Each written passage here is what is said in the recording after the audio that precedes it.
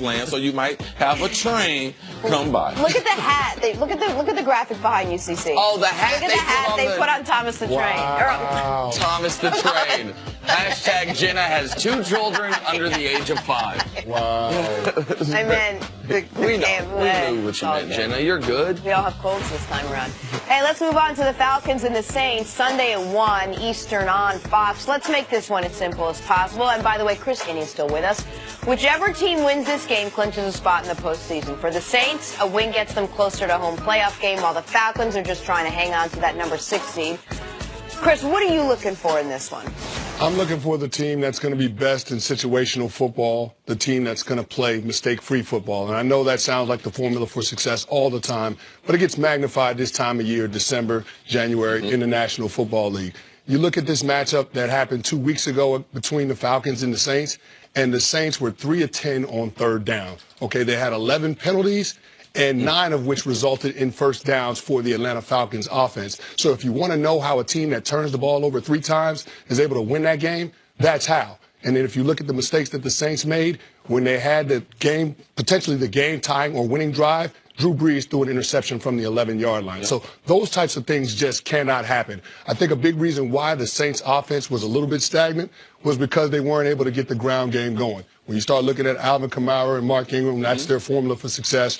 They're running the ball. They're also excellent receivers out of the backfield. But Kamara was knocked out early in that game. So I think that was potentially a difference maker. So you got to stay ahead of the change. You got to stay ahead of schedule. If you're the New Orleans Saints, you're going to lean on that ground game. If you look at those third down conversions, they converted 2 of 3 third downs that were 3rd and 4 or less. And then if you look at it 3rd and 5 or more, they were 1 of 7. So that's the simple formula. Stay ahead of schedule, being able to lean on that run game with those running backs. Here's my only disagreement there. I think the Saints' formula for success in the postseason is going to be leaning on the run game.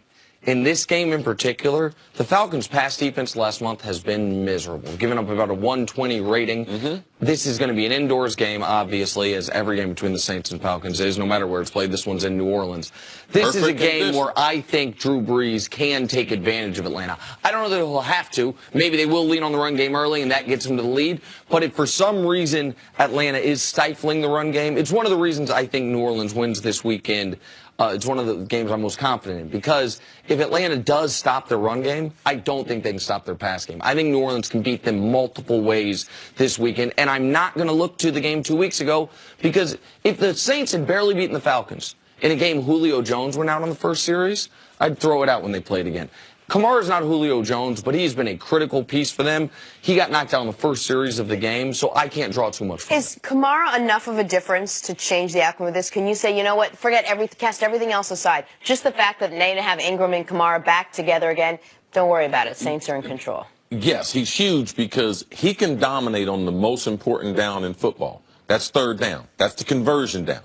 Do I keep the football or do I give the ball back to an explosive offense? Something you talked about with New Orleans running the ball, controlling the clock, doing that. Okay, Sean Payton, I like your theory. I like coming into a game, you got 2 Pro Bowl running backs, all the hype on the running game. The first quarter and a half, play action pass. Let's throw the ball. Let's get the lead. Let's get after their quarterback, because you mentioned before there's 3 quarterbacks with the biggest drop as far as their overall rating from last year. I mean, Matty Ice being one of those at the top of that list, put the pressure on him to score some points. They can't score the volume of points that they could score last year, and I don't think Atlanta has the confidence that they had last year. Man, when you know going into, you played on some explosive teams offensively. As a defensive player, when you know they're going to score 28 or 30, oh, man, there's so much, they get a first down. Oh, don't worry about it. We got 30 or 28 points coming. Oh, they get in the red zone. Oh, don't worry about it. But now that defense, they are concerned because the offense hadn't been able to cover up their mistakes and their pass coverage hadn't been great. So interesting concept where the Saints must run the ball. Yes, yes, yes. But I would throw to get the lead early in those perfect conditions to throw the ball. And I'm with you guys, and I think they're going to have to make some big plays in the passing game. You're going to look for chunk yardage at some point. But when I look at this Atlanta Falcons defense, they're athletic, they're very fast. One thing they're undersized. Yes. And so if I've got a big physical offensive line, That's what I want to lean on. That's what I want to use to set the tone for this team. And keep in mind the huge playoff implications. Both of these teams have aspirations of going to the Super Bowl. It's going to be hard to do that if you got to play 3 road games in the postseason. So this is big, being able to challenge for the NFC South title and being able to host a first-round wildcard game. Well, that's the critical. No matter what Carolina does this weekend, whoever wins this game controls their own destiny as far as winning the NFC South. Whoever wins this game, if they win the following week, can win the division. Now, Carolina will have something to say about that in Week 17 against Atlanta, but so this is a game that neither of these teams even clinch a playoff spot. Like, I think the Saints can win the Super Bowl. They ain't even in the damn playoffs yet. If they go 0-2 down the stretch, Cowboys can take their spot. So that's just something to keep in mind, because it's the biggest, as far as playoff expectancy, it's the biggest game of the weekend. We see this is a much different Falcons team than we saw last year. That being said, they're still in a similar position as they were last year. Should they make it into the postseason, you see they have enough fight in them to make it to the Super Bowl back there again? Jenna, this is a scary team. They've got all the pieces, the offensive weaponry. You look at Julio Jones, Mohamed Sanu, and